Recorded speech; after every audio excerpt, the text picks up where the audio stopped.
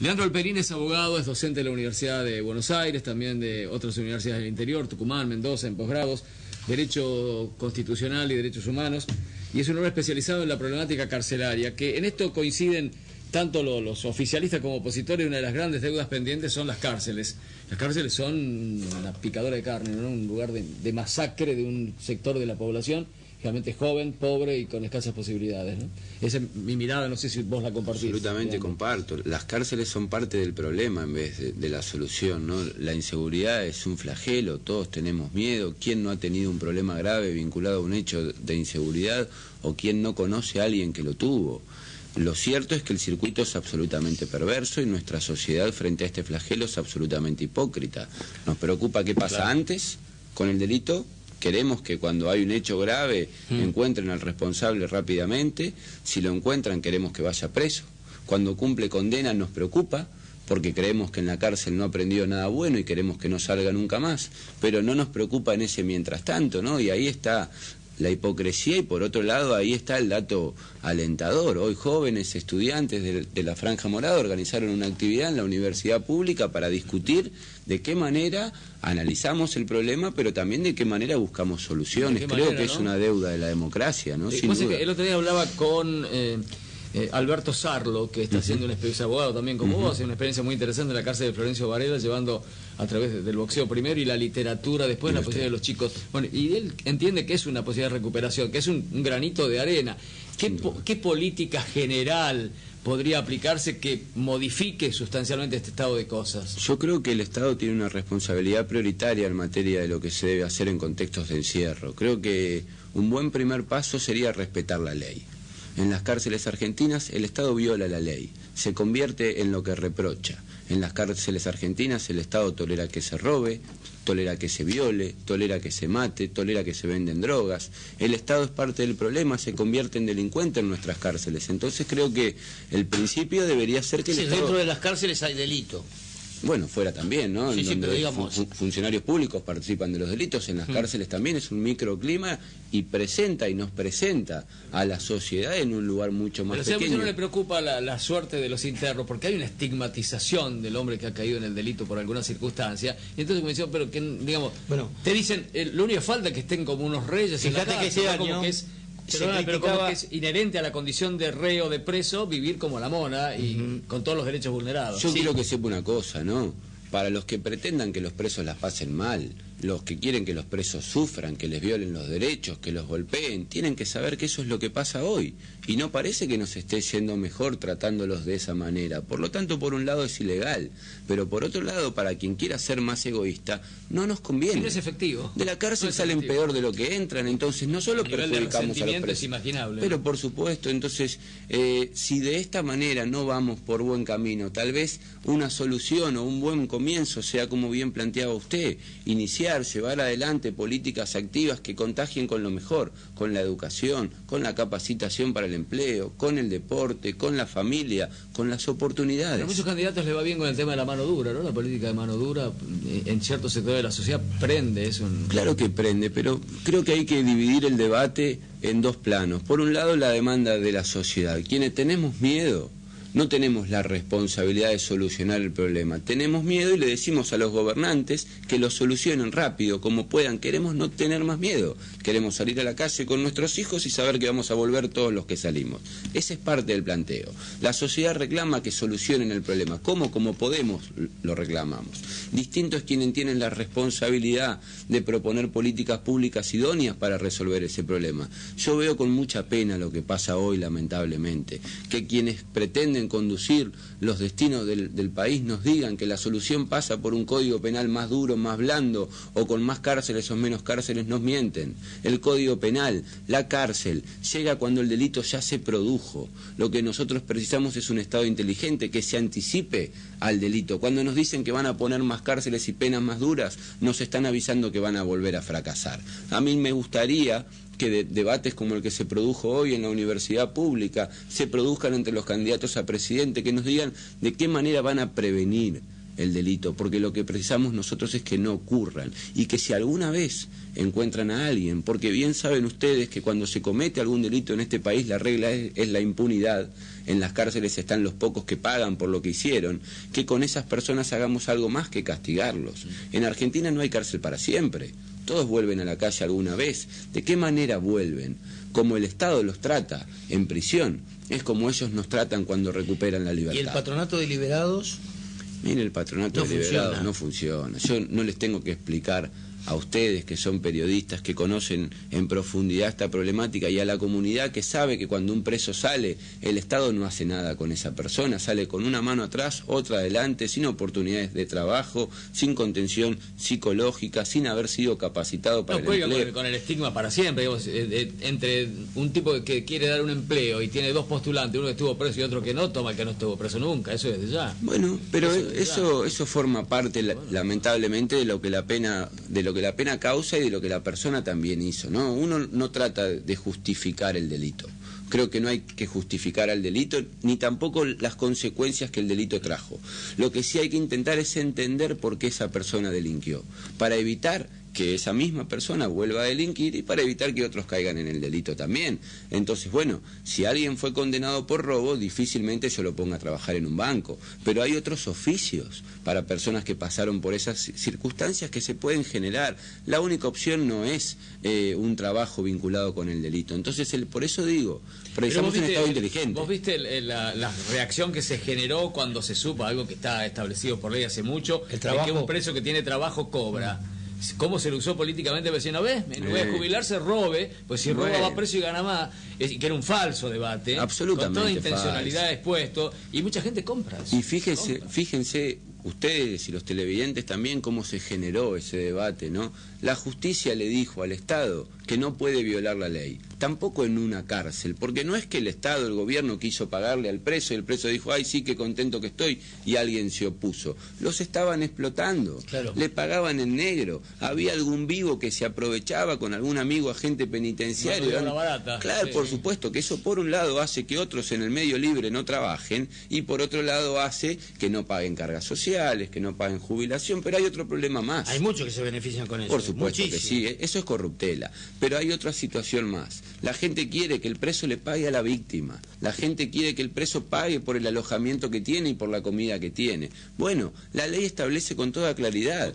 Si un preso trabaja, le puede pagar a la víctima porque el 10% de lo que cobra queda reservado para la víctima según lo que la sentencia establezca. Si un preso trabaja, costea sus gastos en alojamiento y comida porque un 25% de lo que le ingresa va para el Estado en concepto de alojamiento y comida. Si un preso trabaja, puede mantener a su familia, ayudar a mantener a su familia, porque un porcentaje queda para el fondo familiar y lo que le queda, que es aproximadamente un 30, un 25%, 2.000 pesos, queda para él. Una parte es de disponibilidad en los gastos en el penal y otra parte para un fondo de reserva, para lo que quiera comprar legal, y otra parte queda para cuando salga en libertad. Ustedes saben que las personas que reinciden en general lo hacen durante el primer año de libertad. ¿Por qué? Porque no tienen que hacer, porque salen con una mano atrás y otra adelante. Bueno, si no les vamos a pagar. ¿Cómo sanear el servicio penitenciario?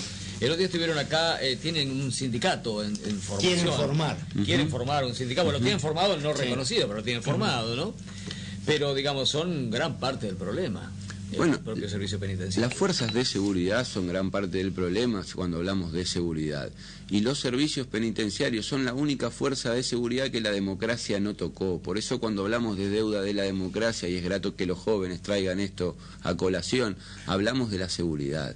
El servicio penitenciario sigue siendo una fuerza absolutamente vertical, oscura, militarizada, basada solamente en la seguridad, cuando lo que nosotros precisamos es una fuerza, un equipo de personas interdisciplinarias, por supuesto que también seguridad, porque en las cárceles no hay nenes de pecho, también hay gente peligrosa, también hay facas, también hay armas, y a veces el Estado tiene que utilizar la violencia hasta donde se necesite exclusivamente. El monopolio de la violencia está a cargo del Estado, eso no hay ninguna duda, pero también precisamos psicólogos, trabajadores sociales, médicos, odontólogos, equipos que no dependan de la seguridad. Pero los hay, sin embargo, no hay, como que... Según un dolor de muela en la cárcel, ¿sabe lo que es? Mire, se requiere un saneamiento general, me parece, ¿no? se necesita que la política se haga cargo de la seguridad y no le corra en el cuerpo. Esta situación del paz por tierra, de yo te dejo que manejes el penal siempre que no me traigas problemas, es pan para hoy, hambre para mañana. Porque ustedes saben cómo manejan los penales argentinos, los manejan con miedo, con terror, con privilegios. Ese es el ejemplo que cunde. Lo que precisamos es que la política se haga cargo de la seguridad, también en las cárceles argentinas. Lo que precisamos es ejemplariedad en nuestros dirigentes, que se pongan a la cabeza de la seguridad, de la lucha por la seguridad, que entren en las cárceles. Si las personas que están a cargo de los que delinquieron delinquen, ¿qué ejemplo le están dando a esas personas que están custodiando? Y el papel de la educación, hace 48 horas, no, el viernes pasado, una cámara no dejó que un interno venga a rendir derecho procesal civil a Bahía Blanca, a Garcés. Sí. Y bueno, no pudo rendir, había un grupo de compañeros que estaban rindiendo aquí en Bahía Blanca y tenía que ser trasladado a Bahía Blanca, no sé en qué cárcel está, en Marco Paz. En Florencio Varela, me parece. O en Devoto. En Devoto. Y la justicia no lo autorizó. Pero la justicia, ¿no? Ahí no tenía el servicio penitenciario. La justicia no lo autorizó a rendir un final de derecho procesal civil. Yo le pongo ejemplos más graves. Nosotros teníamos un estudiante, he dado clases también en la cárcel, he dirigido el programa de educación en cárceles de la UBA entre el 2008 y el 2012. Durante ese periodo he visto casos de personas que se recibían mañana y hoy los trasladaban de Devoto a Chaco. ¿Pero por qué?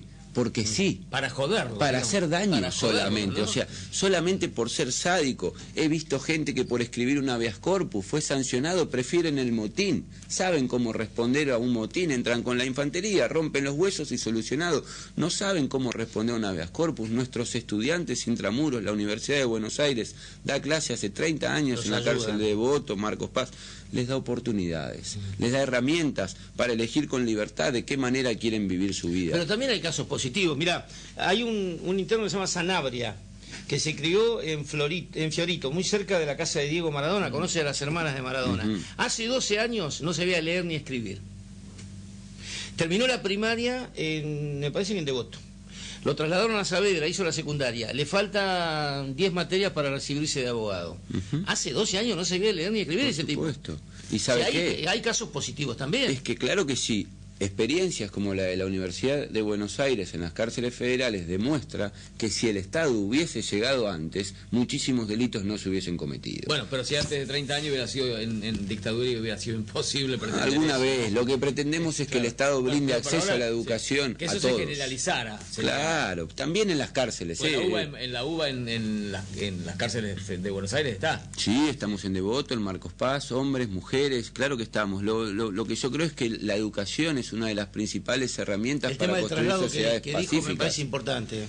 La Porque si vos prioridad estás es la en educación. septiembre, estás por terminar la secundaria y te pasan de Bahía a Marcos Paz, listo, no estudias más ese año. Es que muchas veces lo hacen a propósito, ¿no? Este es el problema, porque si corresponde el traslado por algún motivo, bueno, uno puede entender que lo lleven con legajo educativo. ¿Cómo puede ser que no exista en la cárcel en el siglo XXI con internet legajo educativo? Que si un preso lo trasladan de una cárcel a otra, no hay papeles, no hay historia clínica, no hay historia educativa, no hay historia familiar, tienen que volver a empezar. Esto solamente es maldad. Los comparendos también, ¿eh? Todo. A veces tienen que ir al Gran Buenos Aires de Bahía para sentarse frente a un juez para decirle hola, ¿cómo le va a firmar?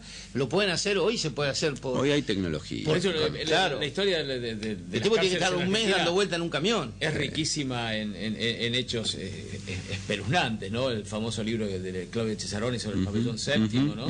Verdaderas masacres, ¿no? Exactamente. Y eso pasó hace muchos años y la crónica está repleta de episodios donde había matanzas colectivas, ¿no? Ese fue en un pabellón para menores, además, ¿no? O sea, yo creo que hay, lamentablemente, la democracia tiene que abrir los ojos y traspasar los muros de la prisión también, ¿no? Me parece que precisamos ejemplos y precisamos abocarnos de manera integral y además tenemos que saber que construir sociedades democráticas implica que todos tengan igual accesibilidad a los derechos esenciales. La educación es un derecho esencial. Si la sociedad tiene más acceso y mejor acceso a la educación, las personas que acceden tienen mejores herramientas para vivir en libertad. Y si tienen mejores herramientas para vivir en libertad, pueden vivir en paz. La mayoría de las personas que están presas no están presas por matar, violar o robarse un país entero. Están presos por hurto.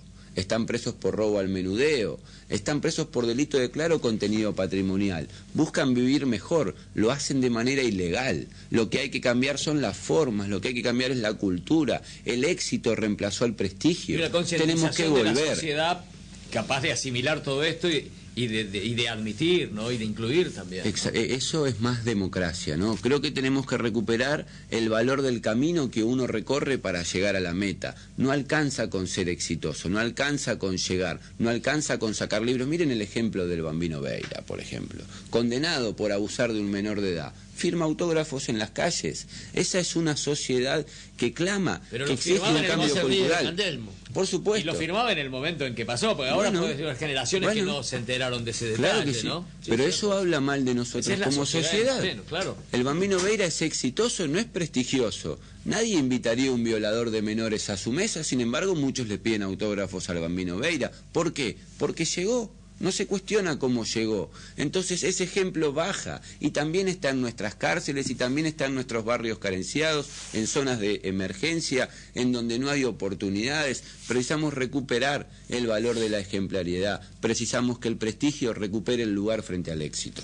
Muchísimas gracias. Por suerte. Los conceptos. Un placer, muchísimas gracias a ustedes. El doctor Leandro Alperín, abogado, docente de la UBA, docente de la Universidad de Tucumán, de la Universidad de Mendoza, visitante hoy de Bahía Blanca, invitado por Franja Morada, dio una charla en la Universidad del Sur.